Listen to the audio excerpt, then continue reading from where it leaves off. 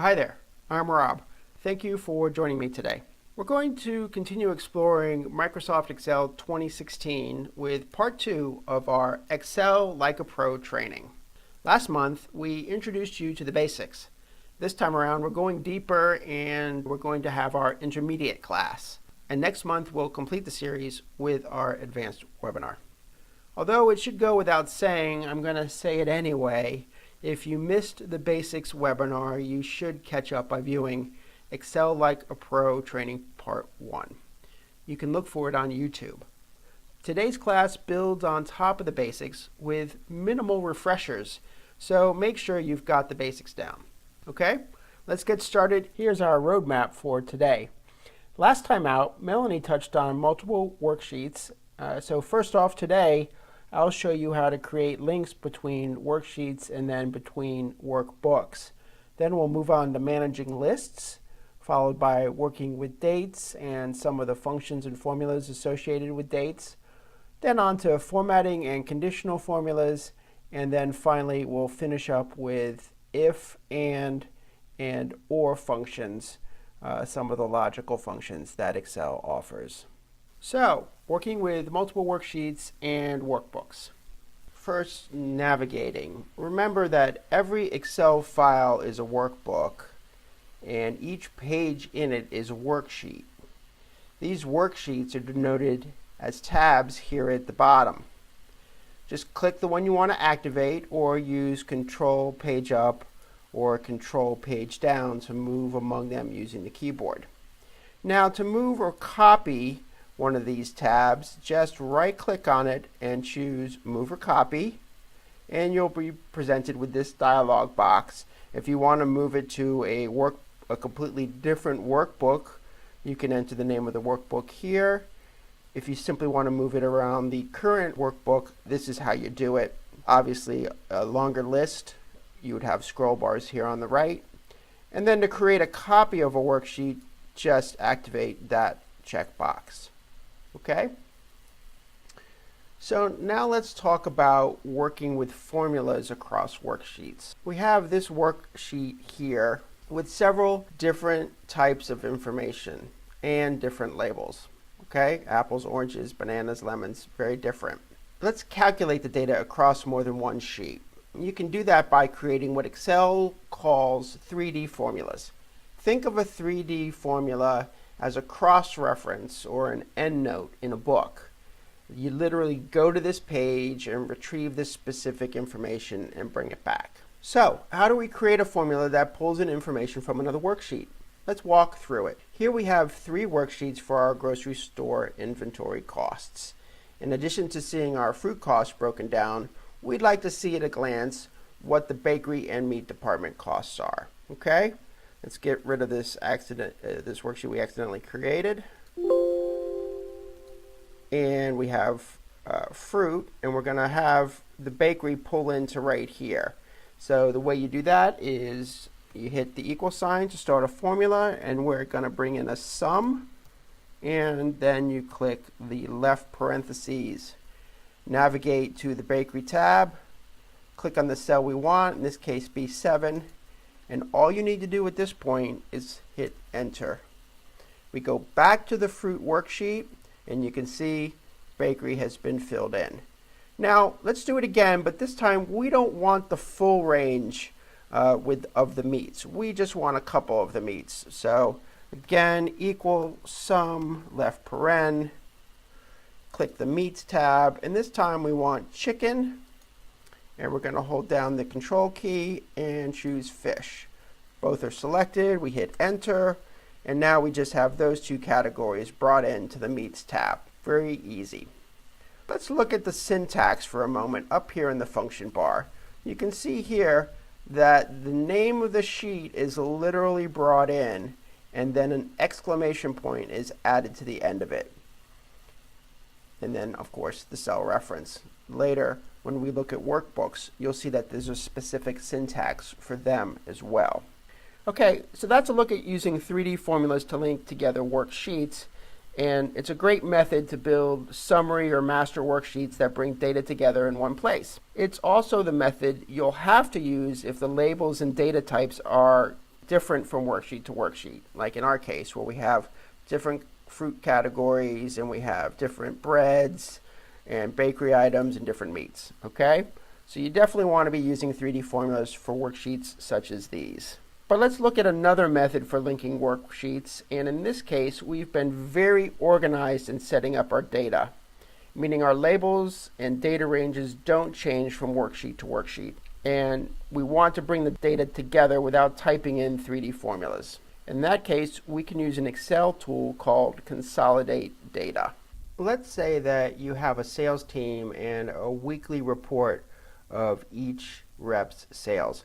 You have a sheet for each week, week 1, week 2, week 3, and week 4, and you'd like to total that data into a monthly report. There are two ways to consolidate this data, by position or by category. Let's spend a few moments on the definitions of both of these. First, consolidation by position. When the data in the source areas is arranged in the same order and uses the same labels.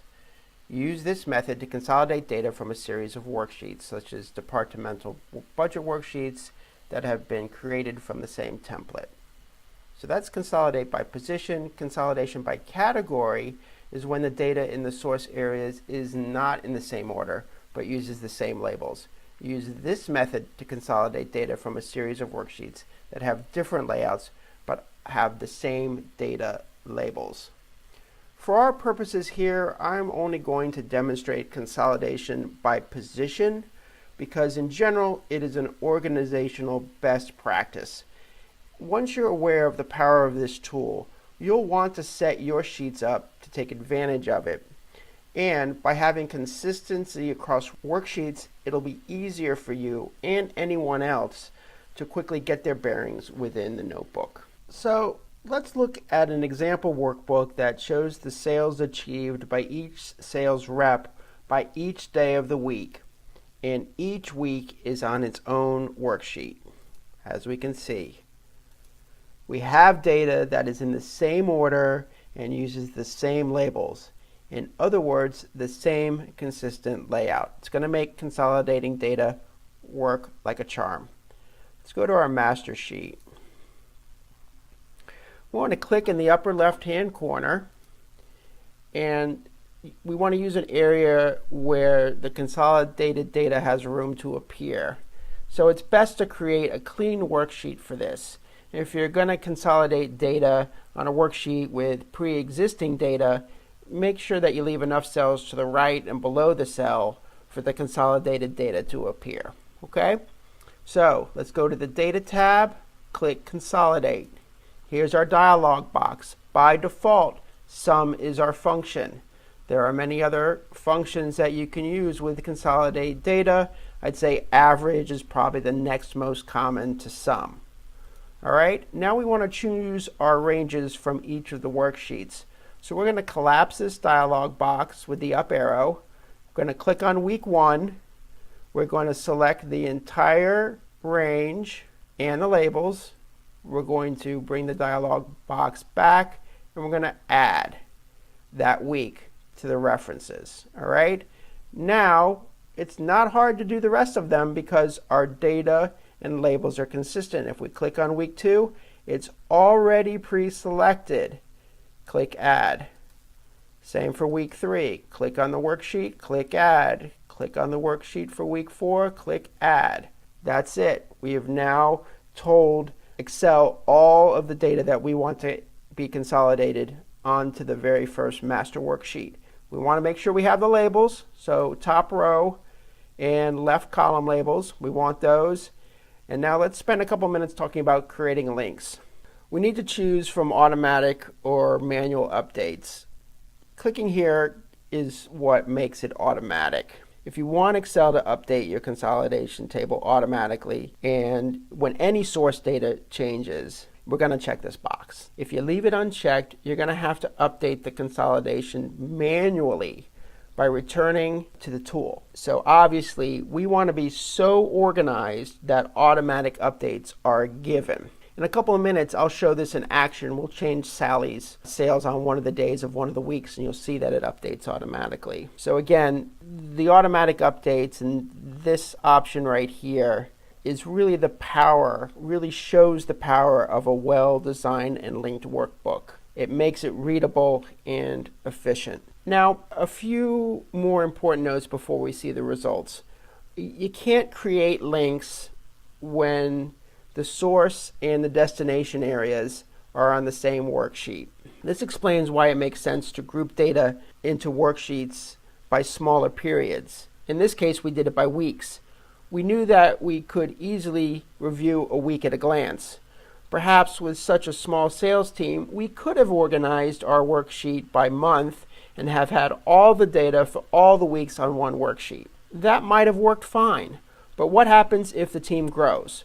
Perhaps the sheet would eventually become too long to review without scrolling. It's some food for thought. Remember, before you build a worksheet, you want to ask yourself, how do you want to see and analyze the results? How much detail is needed to draw a conclusion?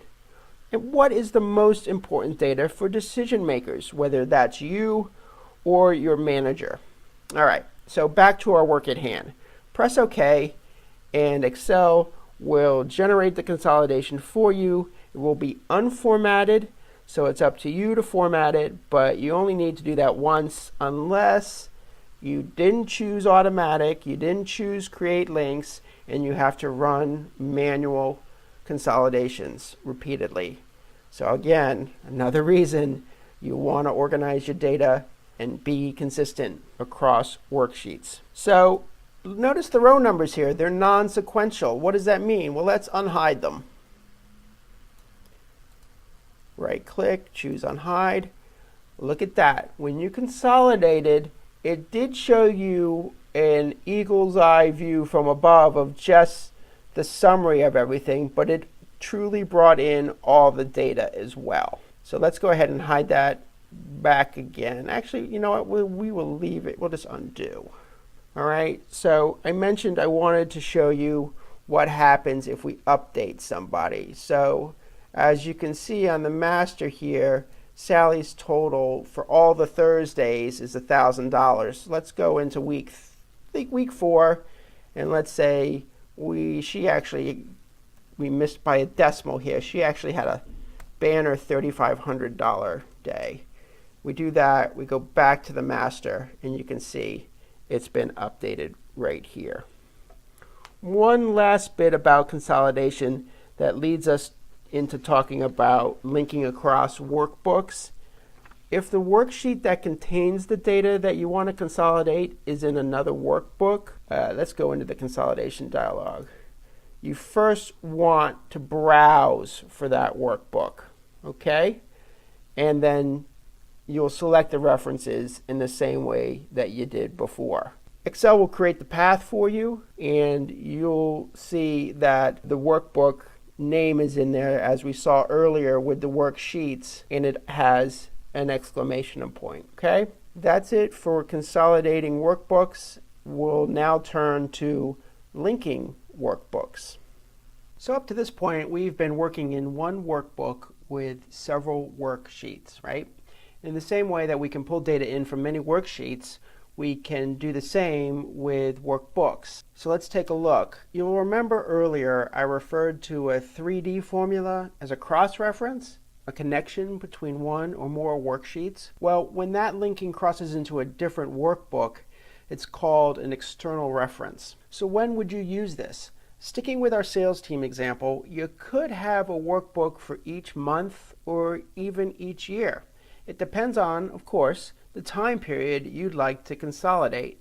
So here's how it works. We're back with our sales team, and it's now ending the end of a second month. In our monthly sales 2 workbook, we want to see how the team is doing against the previous month. So here on the master worksheet, we are going to add a link to last month's total. So our formula will start, as they all do, with an equal sign. And we don't need any function because we're just creating a link.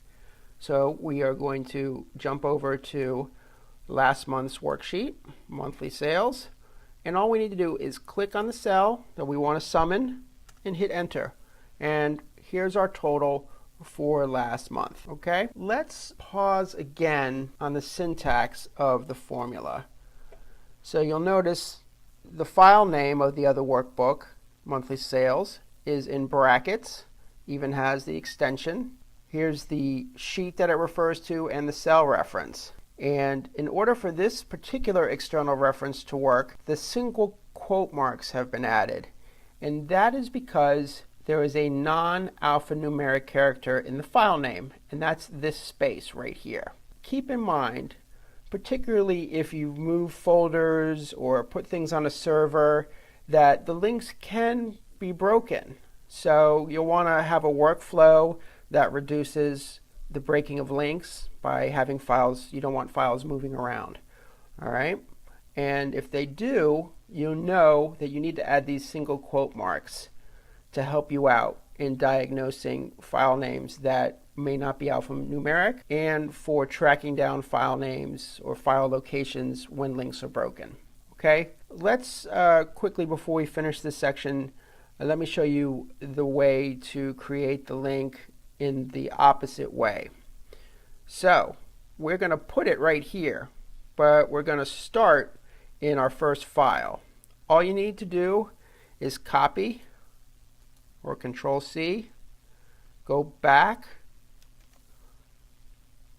and you're not going to do a paste, you're going to do a paste special right here. And down at the bottom left, paste link. And there it is. If you look, they're exactly the same. So you have options, you have flexibility in the way that you build your links. But again, just remember, you have to maintain them. That's very important, and refer to the syntax to help you do that. And now on to our next topic. Our next topic is managing lists. Many people use Excel to create lists of contacts, or they use it for mailing lists or for inventory purposes. Think of a list as a database, a collection of information. It differs from a table because it doesn't typically use formulas. Rather, it's manipulated into different views through sorting and filtering, and that's what we're going to talk about next. So here, what you see is an example list. It's a list of all the National League Cy Young Award winners since 1967. And because lists are meant to be sorted or filtered, we can look at the data in different ways. So it's really important that lists have column headings, as you can see up here in row 1. It's very important that there are no empty rows anywhere in the list as we go down, as you can see. So let's talk about simple sorting. Right now, this list is organized by year from 67 up until 2017. Let's say instead that we want to see it ordered by who had the most wins among everyone in this list. What we do is we click the column header for wins, and then we go over here and choose sort and filter, and we are going to sort from highest to lowest. More wins is better. Again, this is called a simple sort, and you can see here that it runs from 27 all the way down to 2. And it's no longer organized by year, and obviously it rearranged all the data and kept each row as its own self. So let's do something a little bit more complex and sort by multiple columns. You see this cluster of pictures with 24 wins? They're really sorted by random. In fact, they're still in order by year, and that doesn't really tell us anything. So again, let's click sort and filter. And this time we're going to choose custom sort. And you can see here's our first sort, and we're going to add a level. And the column we want is earned run average, ERA. And it already picked smallest to largest, so maybe Excel knows something. But for those of you who don't know, the smaller the ERA, the better. So that's our sort, and we click it, and you can quickly see that this cluster of 24 is now ordered down by ERA. Okay? Pretty easy, right? So next we're going to look at auto filtering. This is a way to include and exclude any row data. Again, we're going to select any column label or header, and then back under Sort and Filter, we're going to choose Filter.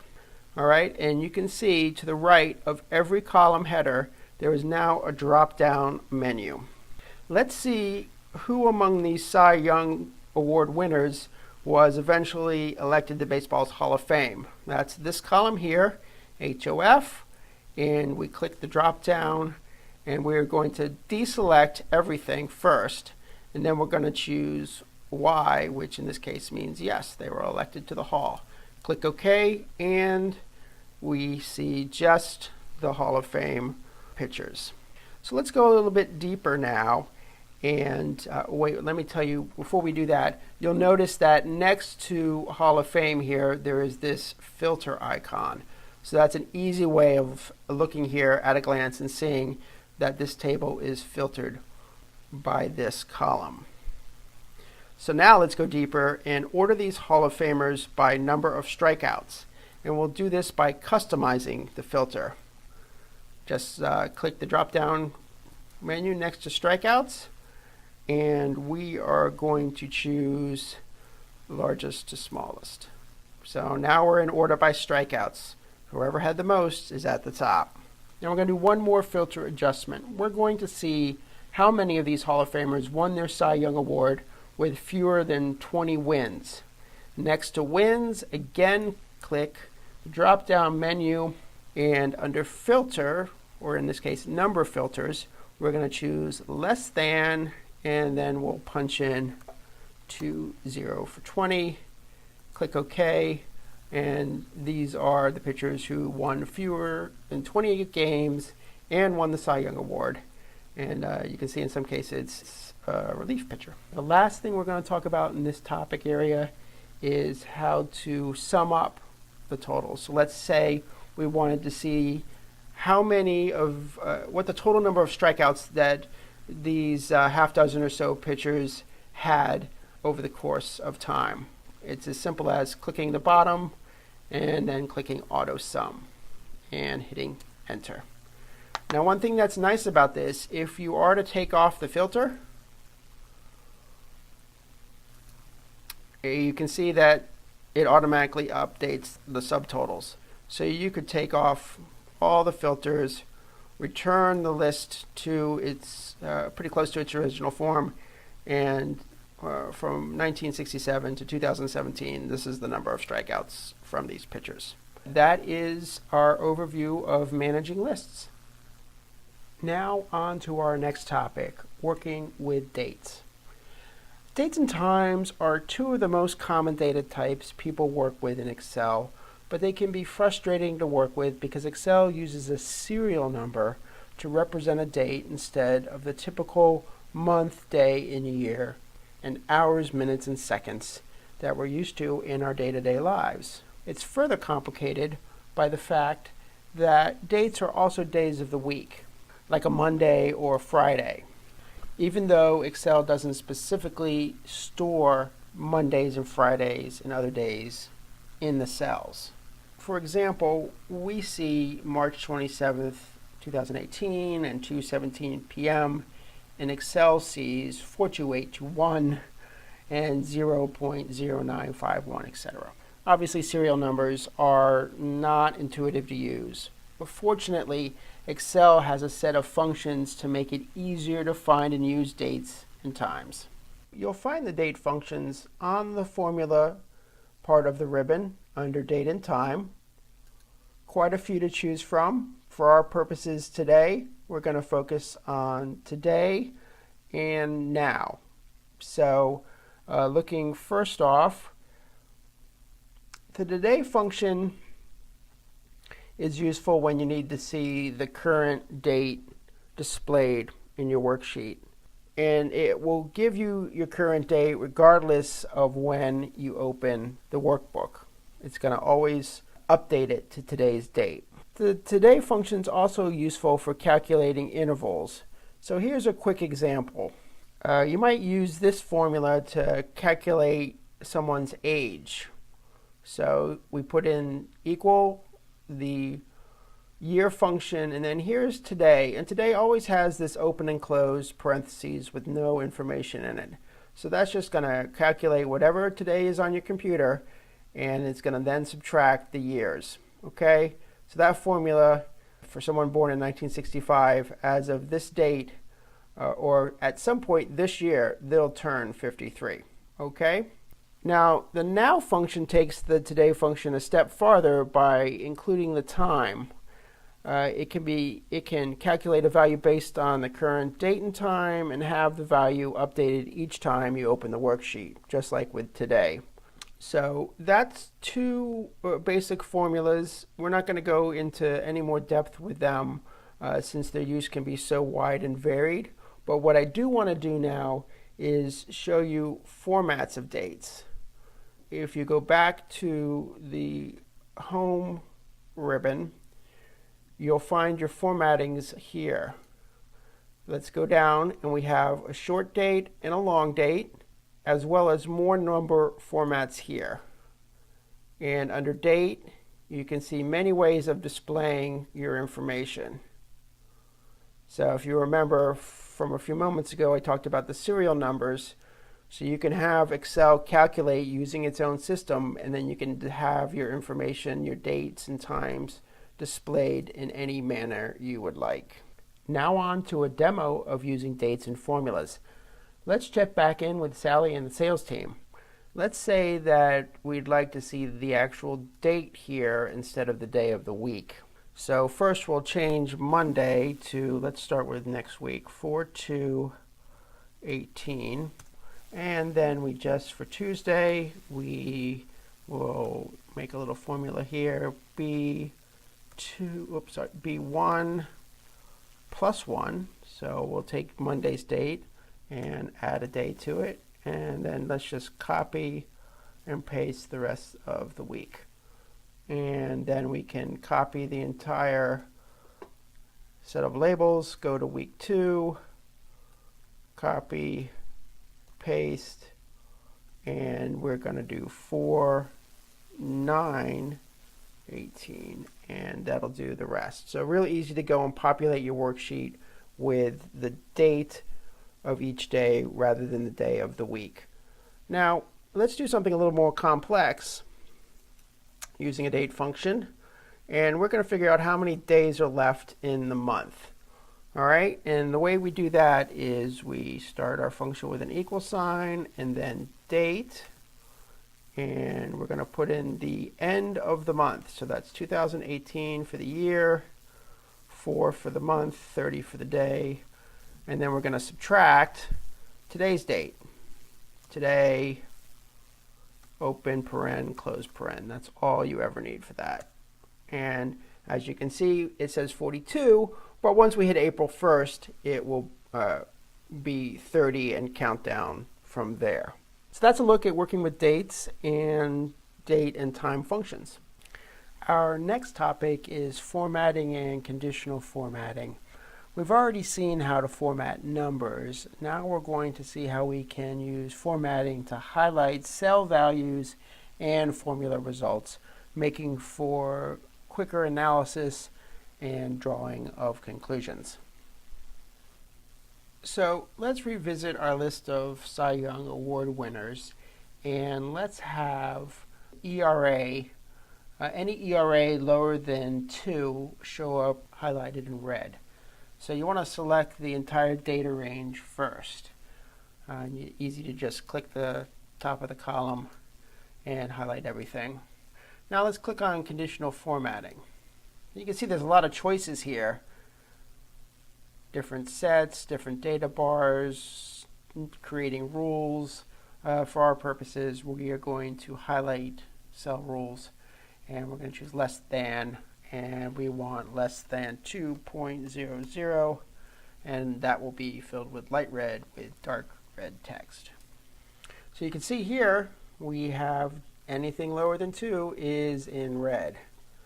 And obviously it's all red down here because I selected the entire column. So perhaps I should have just grabbed the cells with data.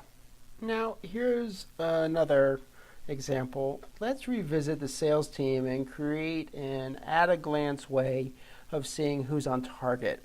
We'll select all the data cells, like so. And then again, we'll click Conditional Formatting.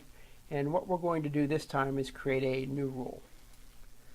And we are just going to format all the cells based on their values. And the style, we want it to be the traffic light style. So here it is.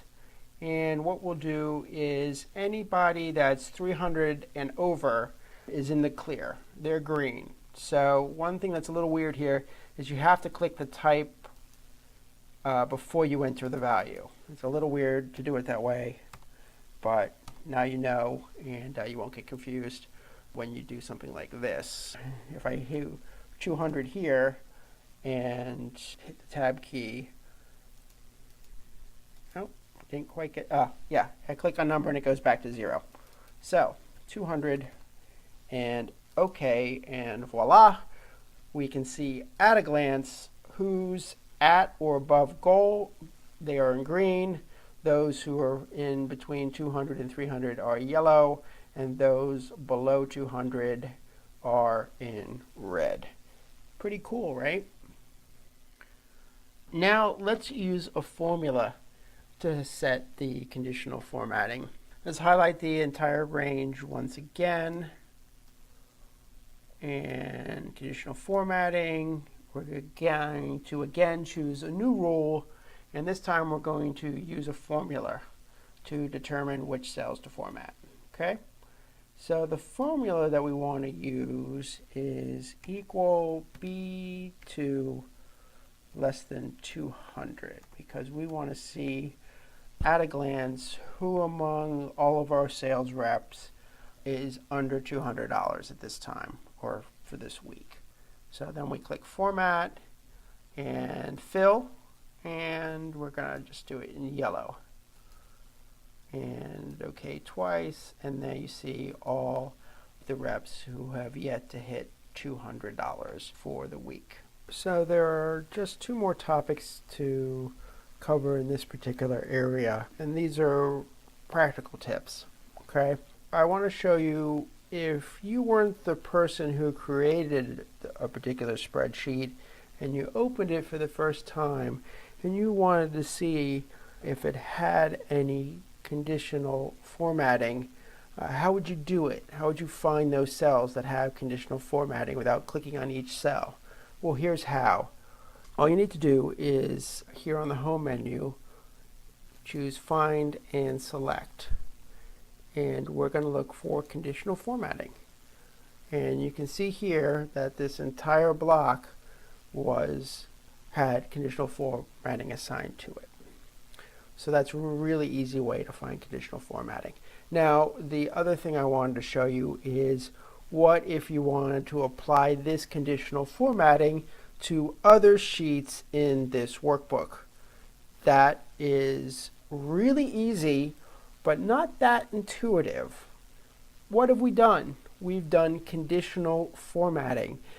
So what does that mean? We can use the Format Painter. Click it once if we're going to format just one block, but we'll do a couple. So click Format Painter twice, and then we're going to go back to this worksheet, paint over it. You know what I did? I deselected the Format Painter by mistake. So 2 clicks. See the paintbrush icon? Now we go to week 3, paint it. Week 2, paint it. And week 1, paint it. Very easy. Okay? Now let's look at another set of logic-based functions and formulas. The if function. Here's where we start to rely on Excel to help us analyze and surface important data and the relationships between the data. In the same way that conditional formatting helps us see when certain conditions are true, the if functions and related formulas reveal when certain criteria are met when certain things are in fact true. We can also stack multiple criterios or scenarios into one formula, bringing a lot of power to the if function. Anyway, let's pause for a second and look at how Excel explains the if function, because the language of this function can take a little while to fully understand. So the if function defines. The if function checks whether a condition is met, and it returns one value if that condition is true and another value if it's false. So looking at the syntax here, the logical test is any value or expression. So does cell B2 equal 200? If the value is true, then perhaps we display the word yes in a cell to the right of B2. And if it is false, then we say no to the right of B2. So let's build a formula looking at each part of this as we go. Back again with our sales team. It's nearing the end of the month, and we've introduced a couple of sales bonus opportunities. The first is a sales goal of $800 for each rep. In our spreadsheet, we want a simple yes or no to appear in this column here. Okay? So here's the formula. The logical test value is going to use the amount in the difference column, right? Column I. Because any difference greater than 0 means the rep has exceeded the goal of 800. So let's start with that. Equal if I2 is greater than 0, comma, what we wanted to do if the value is true is answer the question yes, and then if it's false, no. Whoops, we need the parentheses. The quote marks, and hit enter. And so you can see that is the case here. This rep has exceeded it, so it's yes. And we can just copy these all the way down like so. And you can see the test is instantly run, and we have the answers. Now let's turn our attention to this top sales column. And imagine that not only can our reps earn a bonus for sales of 800 or higher, but that whoever sells the most wins a prize. So we need a formula with a function that compares each rep to the other 4 reps and returns only one winner. And that function is called AND, A-N-D. It's probably self-evident, but the AND requires the formula to find more than one truth to return a logical test of true. In other words, considering our team here to have gotten to the value of true, Chester's difference would need to be greater than Sally's and Joe's and Maria's and Abdul's, right? So this is how that formula is written. We already know that Chester's our winner, so as not to make things anticlimactic, we'll go ahead and build our first formula around him. So bear with me because we got to type a little bit. So the formula is if and then we're going to say, again, we're using the difference column. I5 for Chester is greater than Sally's. I2 is greater than Joe's. I3 is greater than Maria's. I5 is greater than I4. And I5 is greater than I6. We close it, comma, and we're going to just have it say winner, and then nothing if that's not the case, and then close it. Hit return, and we can see that Chester is our winner. Now I've pre-filled this with another column of the same formulas. Let's unhide that. So here's top sales, and you can see that it's the winner, but as you can see, while I can copy and paste this first formula to each of these, we then need to go in and hand edit each one. So all of these will start with I2 and have all the rest of 3, 4, 5, and 6 This will be I3 and have I2 and I4, 5, and 6, etc. down the row. So that is how we do function within an if-based formula.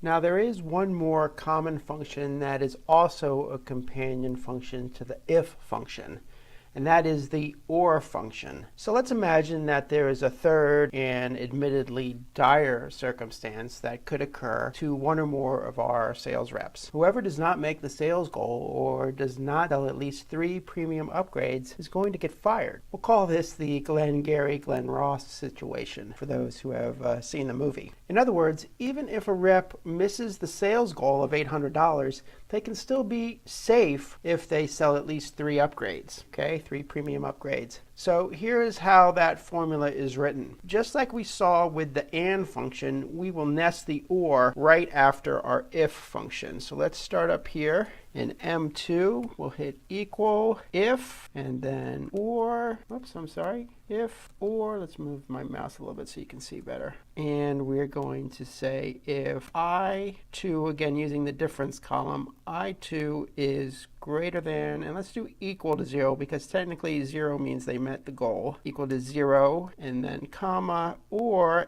L2 is greater than 2. Close that, and comma. We're going to do safe if our expression is true, and we're going to do fired if it is false. Paren, but Excel took care of that for us automatically, and then we'll just copy this down and see what the results are. No need to change or edit the formula. Okay, so let's check it here. Maria, she came up short by $100 on the sales goal, and she only sold 1 premium. So unfortunately, Maria is not going to be continuing with us because she didn't make the incentives. So, believe it or not, that brings us to the end of part 2 of Excel Like a Pro. Our intermediate class is now complete. We will have a third, part 3, coming up in April. The date is to be announced, and that will be our advanced Excel Like a Pro class. Thanks so much for joining me, and take care.